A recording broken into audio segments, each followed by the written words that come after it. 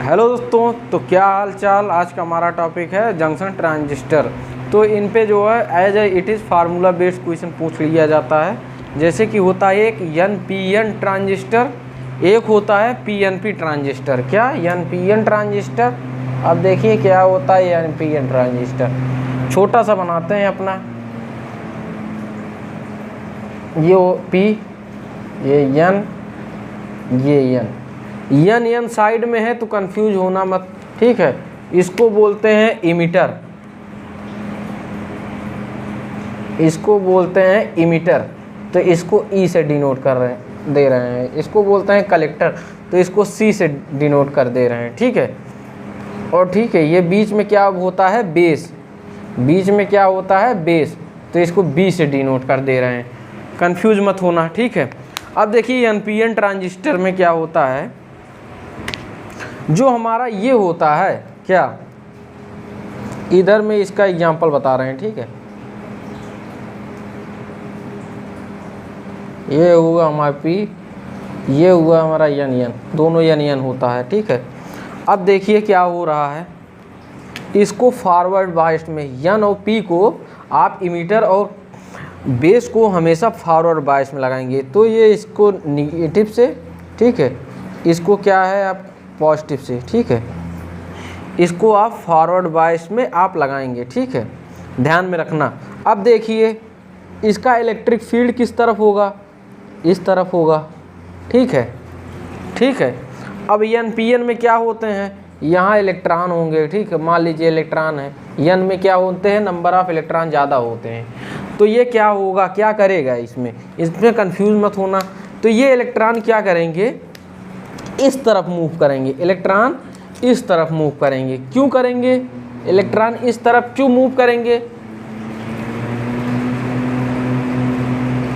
Electron इस तरफ क्यों मूव करेंगे, क्योंकि इलेक्ट्रिक फील्ड इस साइड है। क्यों इलेक्ट्रिक फील्ड इस साइड है, क्योंकि पॉजिटिव टर्मिनल से निगेटिव टर्मिनल इलेक्ट्रिक फील्ड इस साइड है, इलेक्ट्रॉन इस तरफ। तो ये हमारा क्या है, आ जाएंगे बेस में, तो कुछ 5% जो है बेस से निकलते हुए यहाँ से निकल जाएंगे, क्या, इलेक्ट्रॉन। बाकी 95% यहाँ N में, मतलब जो है कलेक्टर में पहुँच जाएंगे, ठीक है, कलेक्टर में। कलेक्टर मतलब DM कलेक्टर नहीं, ठीक है। तो ये होता है, कंफ्यूज मत होना। उसके बाद क्या होता है, घटना घटती है, उसके बाद घटना घटती है बता रहे हैं। ये हो गया NPN ट्रांजिस्टर, ठीक है। अब देखिए क्या होता है, और देखिए बेस और कलेक्टर को हमेशा जो है रिवर्स बायस में कन्वर्ट, मतलब ज्वाइंट करते हैं। इसको जो है जैसे P है, इसको स्मॉल और N को इससे, ठीक है। ये हो गया रिवर्स बायस। तो यहाँ करंट किस तरफ मूव करेगी, इस तरफ, ठीक है। देखिए, और इलेक्ट्रॉन किस तरफ, इसी तरफ। ये देखिए एरो बना है, ठीक है, इलेक्ट्रॉन इस तरफ बनेंगे। तो यही चीज़ें घटना घट रही है NPN ट्रांजिस्टर में। तो करंट जो है हमारा ऐसे आएगा, इलेक्ट्रॉन इस तरफ मूव करेगा तो करंट इस तरफ, तो करंट इससे होते हुए ये हो गया हमारा IE, ठीक है, मतलब इमीटर से करंट बह रहा है, फिर यहाँ IB में जाएगा, ठीक है, IB में। उसके बाद जो है यहाँ से होते हुए IC में भी चला जाएगा। थोड़ा फिजिक्स में कुल मिला के इमीटर इक्वल टू होता है IB प्लस IC। ये हमेशा कॉन्सेप्ट जानते रहिए, ठीक है, ये कॉन्सेप्ट आपको पता होना चाहिए। उसके बाद क्या है, एक होता है हमारा फार्मूला। फार्मूला क्या होता है, input characteristics common emitter transistor, ठीक है। एक होता है कॉमन, फार्मूला लिख दे रहे हैं, कॉमन इमीटर ट्रांजिस्टर। तो इनपुट आप दे रहे हैं कितना का, ठीक है, मान लीजिए इनपुट आप दे रहे हैं RI, ठीक है। हमेशा VBE होता है, ठीक है, बेस और इमीटर अपान I। इनपुट कितना दे रहे हैं, IB। ये होता है कॉमन इमीटर। क्या होता है, कॉमन इमीटर, इमीटर के लिए केस है। उसके बाद आउटपुट कितना मिलेगा हमको, आउटपुट कहाँ पे लगाए हैं,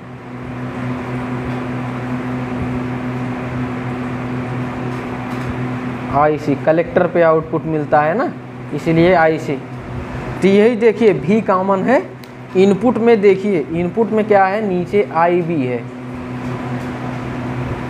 क्योंकि एक बार बेस में लगाएंगे और वो दोनों क्या कॉमन है, क्या इमीटर कॉमन होता है, इसीलिए नीचे नहीं रखते। और इसका डेल्टा भी यहाँ CE होगा, ठीक है, यहाँ CE। तो ये फार्मूला है, फार्मूला याद रखिए। क्या फार्मूला याद रखिए, बहुत ज़रूरी है। उसके बाद क्या है, ये फार्मूला आपको याद हो गया। उसके बाद क्या, दूसरा फार्मूला चलते हैं यही साइड में।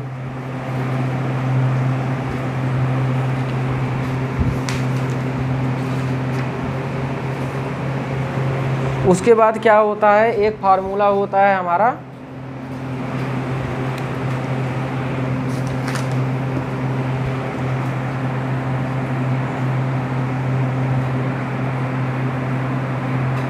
Beta equal to alpha upon 1 minus alpha. Beta equal to alpha upon 1 minus alpha और alpha equal to beta upon 1 plus beta. ये फार्मूला याद करिए, याद हो जाए तो बताना, ठीक है। याद हो गया होगा आपको। तो बीटा होता क्या है,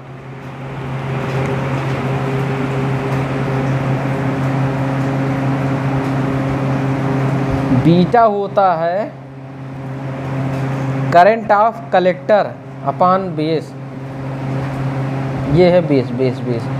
तो देखिए बीटा क्या होता है, current of collector upon current of base. Beta क्या होता है, current of collector upon current of base.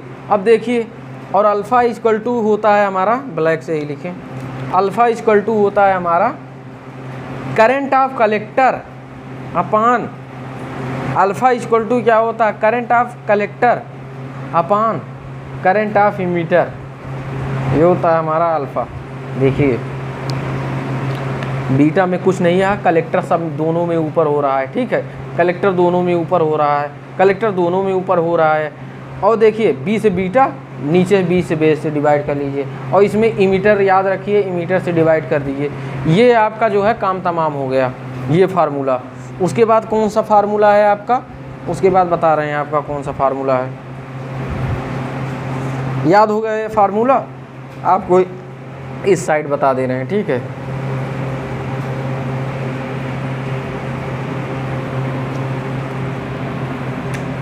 Voltage gain, voltage gain का फार्मूला आपको पता होना चाहिए, वोल्टेज गेन का। अब देखिए इसमें क्या है फार्मूला आपका,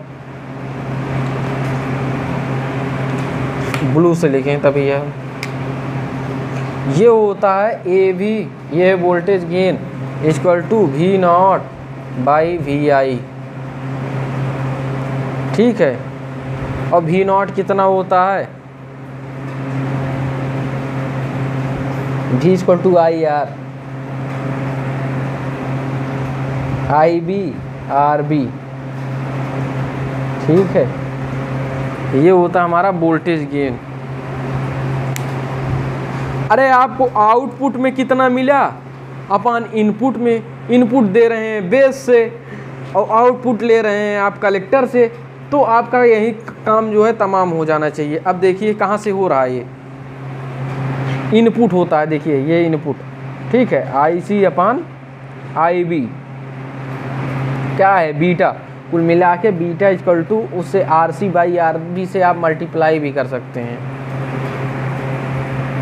और एक होता है पावर गेन, पावर गेन।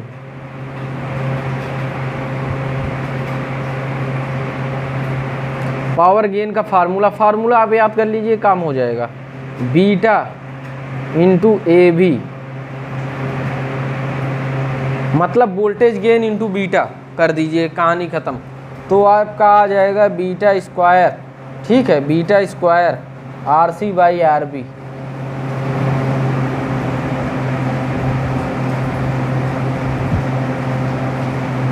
क्योंकि ये हमारा क्या होता है, बीटा ही तो होता है। ये दिया गया है, समझे कि नहीं समझे। तो ये है पावर गेन।